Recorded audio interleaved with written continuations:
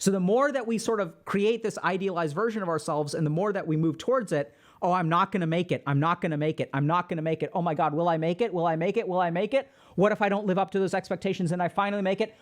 Oh, thank God. Relief. Can someone explain this? My toxic trait is that I don't feel any sense of accomplishment after achieving something.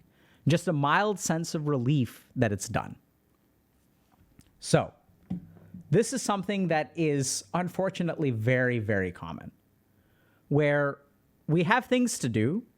It's important to do those things.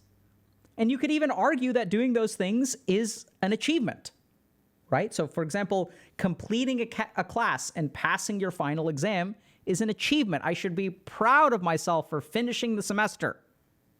Yay for me. But that's not how we feel, right? All we feel is relief.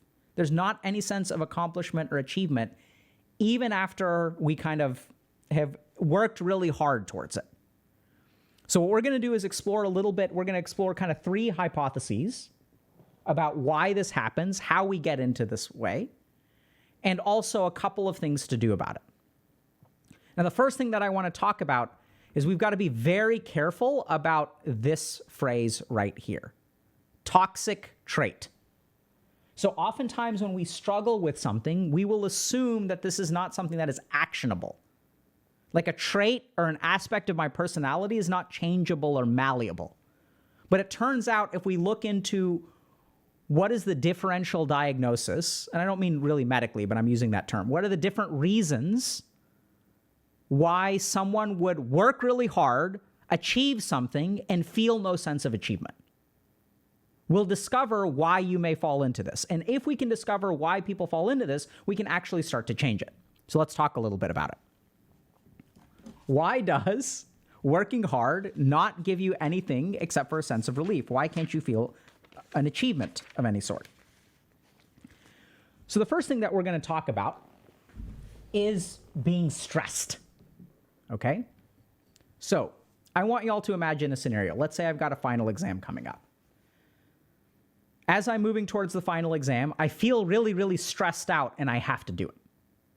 And the stress actually motivates me to study, right? So this is a very common experience where, oh my God, okay, final exam is 2 weeks away. No big deal. I don't really feel a whole lot of stress. A week goes by, I start to feel a little stressed. I haven't started studying yet. Oh my God, it's going to be too late. I don't want to cram. I need to get an A. My GPA really needs an A. The stress starts creeping in. And as the stress starts creeping in, the unhealthy coping mechanisms to deal with stress start creeping in.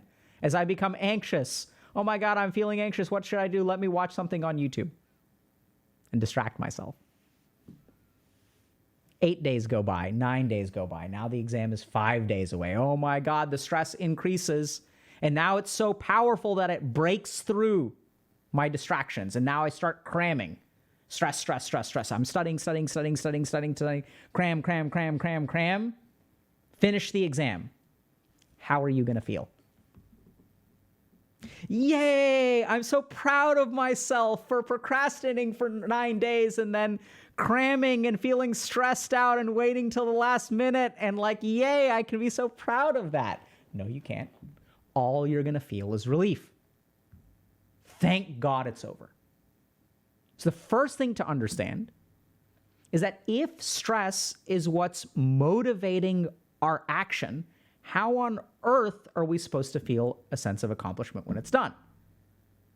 So think about the times in your life when you feel accomplished. Stress can have something to do with it, but it's usually like something that you set out to do. Does that make sense? So the first thing to understand is that if you're motivated through stress and procrastination, the natural thing is that you're going to end up with a sense of relief instead of a sense of accomplishment. Does that make, like, what are you expecting? So other people, you may look around with other people who are like high-fiving each other because, yeah, like I crushed the exam, fantastic. Those people weren't super stressed before they started the exam. So even though you studied hard and you should feel proud of yourself, the question is, what was the driver of the original motivation? Right? What is driving you to complete the task? And your internal motivation is going to determine whether you end up feeling relief or accomplished. Even if your actions are the same. It's not how much you study. It's not how hard you study. It's what's in here when you are studying. Are you putting it off? That's the first consideration, okay? Next thing to think a little bit about is something called the shame gap. So we talked about this recently. But this is essentially the idea of a should. So in our mind, we have an idea of who we can be. So there's Alok, and then there's Dr. K. Oh my God. And one of them is like a degenerate, lazy person who struggles to accomplish things on a daily basis. And one of them is like, oh my God, a brilliant person on the internet, right? That's an idea. It's not real. I'm not saying that I am brilliant at all. I am on the internet, however. But I want you all to notice that we all construct ideal versions of ourselves. And this is especially true, like, I've seen this a lot in people who are, you know, like South Asian, East Asian, things like that. Or if you grow up with parents who have a bunch of shoulds. You should do this, you should do this, you should do this. Oh, Alok, you are so smart, you should become doctor. You will be very good doctor one day. And so we have this sense of an ideal self. And then there's the real us over here. And the difference between what we know we can be, or what we should be, and what we are, is where shame lives. This is the shame gap between this and this. Now, here's the tricky thing. If this gap exists, and this identity over here exists, and based on all the things that you should do, if you ever reach that, are you going to feel accomplished? Probably not. You think you are. But let's understand this carefully, right? Because who feels accomplished? If my parents say, oh, Alok, you're a doctor, you should become doctor one day, that's so good, you're going to be so smart, and I become a doctor one day, who feels accomplished? Do I feel accomplished? No, because it wasn't my goal to begin with. Who feels accomplished is my parents, who bragged to everyone that I became a doctor. You'll get that? It's not even my goal. And it's like, thank God my parents are leaving me alone. Thank God I didn't disappoint them. Thank God I lived up to my potential. And I became a doctor and I accomplished what I was supposed to do. But it's never my goal, so I'm not going to feel any sense of accomplishment. All I'm going to feel is relief. I did what I was supposed to do. And they're out there celebrating. Oh, we're going to throw you the biggest party to celebrate. And it's like, I'm just glad I survived medical school. Right? I don't even know if I want to be doing this right now. So the second reason that we feel relief instead of accomplishment is because a lot of times when we're doing stuff, they're not even our goals. We're just doing things that we should do. We don't actually care about it. And if you're someone who falls into this, it's not like you never feel accomplished. You feel accomplished when things are actually important to you. You just don't feel accomplished when you do things that you should be doing. Because it's someone else's goal. They're the ones that feel proud. So in that shame gap, in that idealized version of yourself, in living up to should, we sort of fall into this trap of like opening ourselves up to relief is kind of the best you can feel. And let's forget, by the way, that oftentimes when we construct idealized versions of yourself, this person is perfect.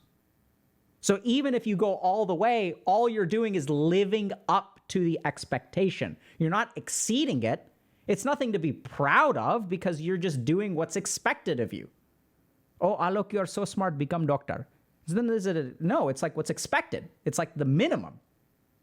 Y'all get that? So the more that we sort of create this idealized version of ourselves and the more that we move towards it, oh, I'm not going to make it. I'm not going to make it. I'm not going to make it. Oh my God, will I make it? Will I make it? Will I make it? What if I don't live up to those expectations and I finally make it? Oh, thank God. Relief. I made it. Whew. I wasn't sure I was going to. So now you've accomplished something that objectively is an accomplishment. Your parents are telling everyone in the world. They're so proud. I'm so proud of you, beta.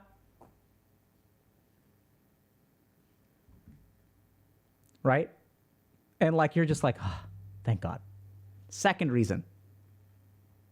Third reason, this is kind of interesting. has to do with imposter syndrome. So this happens to people who have imposter syndrome. So let's do a quick review of what imposter syndrome is. So people who have imposter syndrome feel like they don't belong, feel like something funny has happened, the universe they got lucky, and they wound up somewhere where they really don't belong. So I experienced this for a little bit when I started my internship at Massachusetts General Hospital. So MGH is one of the best hospitals in the US, et cetera, Harvard Medical School teaching affiliate, #1 in US News and World Report every year or two. You know, they like trade, well, #1 through 4, just like swap. And so I showed up at MGH, and I remember being an intern and like meeting my fellow interns, and holy crap, were they amazing. Like, I was just stunned by how capable they are. And they're like, how did I end up here? Like, this is weird. Like, I don't belong here. Right? So this is what happens with imposter syndrome, is that people feel like they don't belong, even though they do. So as we've studied imposter syndrome more, we've discovered a couple of really, really important things about the cognitive structure of people with imposter syndrome. And there's one really important trait about imposter syndrome, is that when someone with imposter syndrome achieves something, they attribute to that success to things outside of them. So if I wound up there, it's because I got lucky. And when they look at other people's achievements, they attribute other people's achievements to their effort. This person is here because they worked really hard and they're really smart, but I'm here because I just got lucky. And so if you actually take people with imposter syndrome and you ask them when they win, when they objectively win, when they get accepted or they do a good job at work or things like that, and you ask them, how do you feel about yourself? They actually don't feel good. They think they just skirted by. They think another day has gone by and I wasn't found out. All they feel is relief anytime there's an accomplishment. Because they don't actually think, because remember, they think they're an imposter. So they don't think they're capable of the accomplishment. Does that make sense? So their lack of confidence, if I don't believe that I belong here and I'm an imposter and I succeed at something, what is the reason for that success? It's not because I actually did a good job. It's because people haven't noticed yet that I don't belong. So what we find in imposter syndrome is that they have difficulty taking credit for their actions. And so what happens is they get very, very stressed out anytime they accomplish something, because they're like, oh my God, like, what if people figure out? What if my true colors show? What if my brain stops working or my ADHD takes control and then like everything comes crumbling down around me? Thank God everything didn't come crumbling down around me. Relief. So the key thing to understand about this is it's not a trait. There are absolutely elements of your cognition, and those elements of your cognition can be, we've shared with y'all 3 different things, right? The first is that if stress is your primary motivator towards action, you're not going to feel achievement at the end. You're going to feel relief because the stressor is over, right? So if an exam is stressing you out, if you take the exam away, you're going to have stress relief. We don't say stress achievement. We say stress relief. It's like in the words. We all understand these concepts. It'd be such a load off my chest if I didn't have to take, final exam has been canceled. Oh, thank God. All of your stress would go away. So if stress is your motivator, then all you're signing up for is relief, not accomplishment. Second thing, the shame gap in the idealized self and all of the shoulds. If you're working towards a particular goal or achievement for the sake of living up to a should or other people's expectations, don't expect a whole lot of sense of accomplishment or achievement, right? Because it's not actually your goal. You're just hoping you can live up to it. You're going to end up with relief. And the third thing is that we see this kind of pattern in people who have imposter syndrome because they don't actually credit themselves for their own actions. They attribute their successes to factors outside of their control. Oh, the professor just likes me. They gave me a pass. It's not that I deserved an A. Right? You don't give yourself credit. And when you look at the accomplishments of other people, you give them credit. So what do we do about this? The first thing is that we have to start looking for the first issue in terms of stress-based motivation. As long as we're motivating ourselves out of stress, the most that we're going to feel is relief. So then you may say, okay, but then how do I motivate myself out of something besides stress? And I know it's going to sound kind of weird. It's a bit simplistic. There's more, depth into this. So we talk a lot about motivation and stuff in the upcoming guide, so that we go into more detail. But this is the kind of thing where, like, if you're stressed out about a test, like, take a step back for a second. All you're thinking about is, oh my God, I got to pass the test, final exam is coming up. Why the hell are you in the class to begin with? Why the hell, let's assume you're a university student. Why did you go to college to begin with? Why did you pick this major? Why are you in this class? Take a step back and start to think a little bit about the choices that you made that got you here. And what is the point of this? Right? And this is a reframe that I try to do with medical students, not so much anymore because I don't actively teach as much, but I used to do a ton, which is like helping them understand, why the hell are you in medical school? It's not to get an A. No one cares whether you get an A. One day you could be riding an elevator with a pregnant lady and the power could go out. There could be an earthquake. You may have to deliver a baby in an elevator like the movies. At that point, you don't get to say, I'm sorry, I got a C in OB-GYN and I don't remember how to deliver babies. You don't get to say that.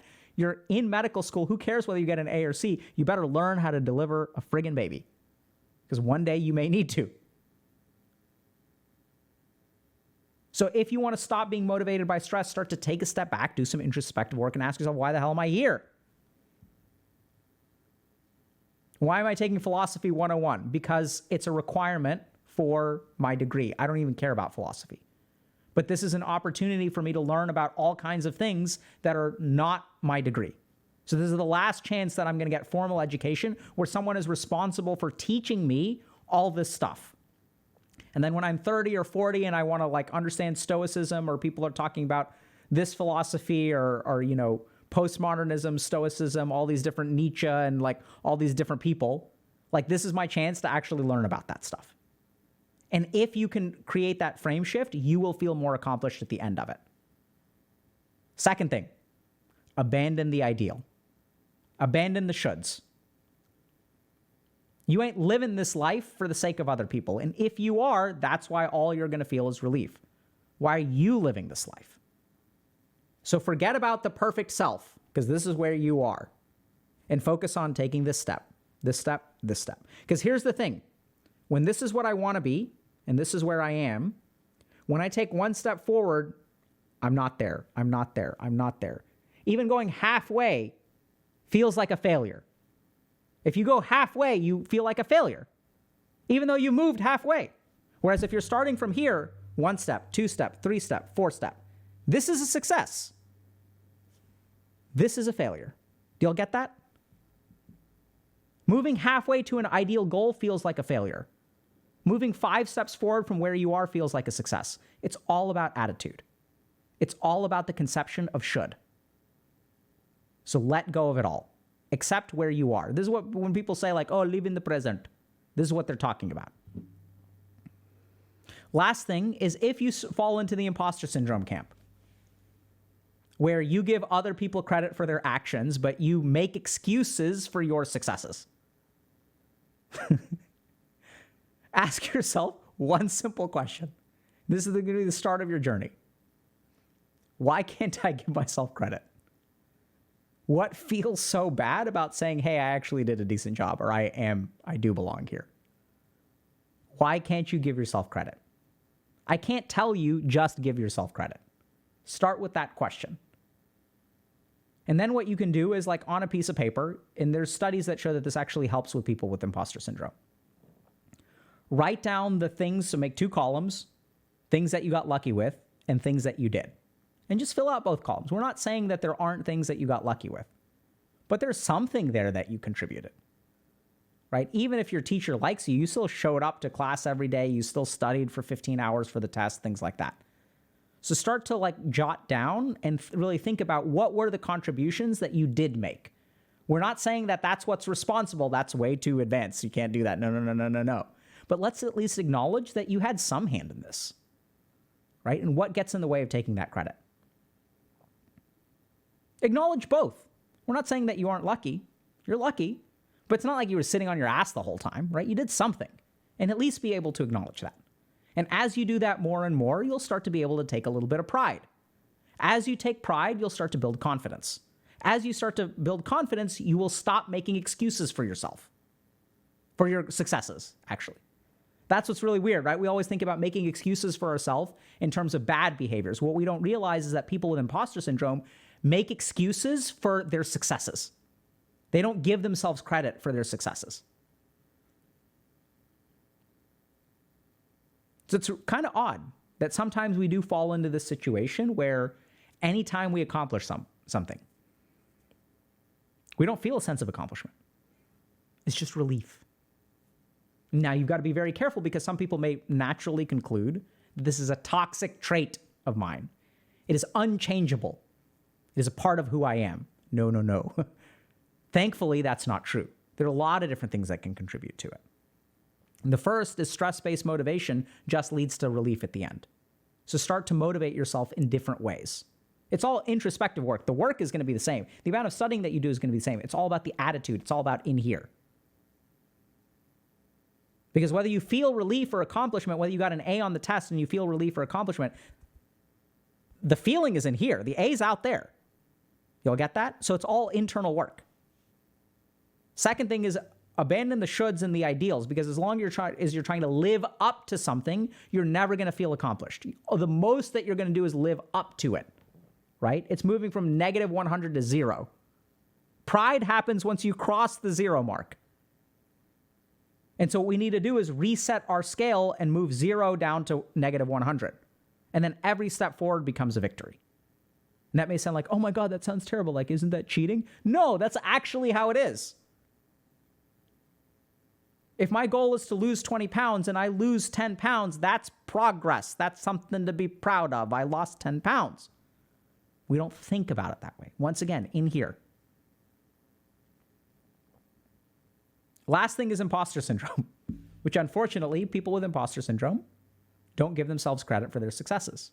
And so ask yourself, why can't I give myself credit for my effort? 3 approaches and 3 options for solutions. Hopefully it helps.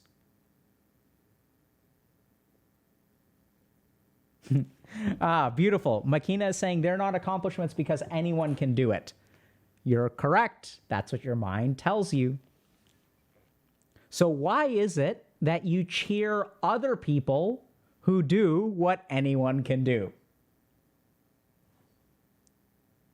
All right, there's a double standard there. Great point. That's exactly what the mind says. Right? It's exactly what the mind says. So when I say, ask the question, why can't you give yourself, oh, because anyone can do it. So, does that mean that it doesn't require effort? Right? It's kind of interesting. It comes from the imposter syndrome. It comes from the lack of confidence. It tries to reinforce your lack of confidence. Because if anyone can do it, it's nothing to be proud of. It's tricky, very tricky. I don't blame the person for saying that. I think it's actually a beautiful comment that illustrates exactly what the mind does. Beautifully put. Brilliant observation. And happens to be incomplete.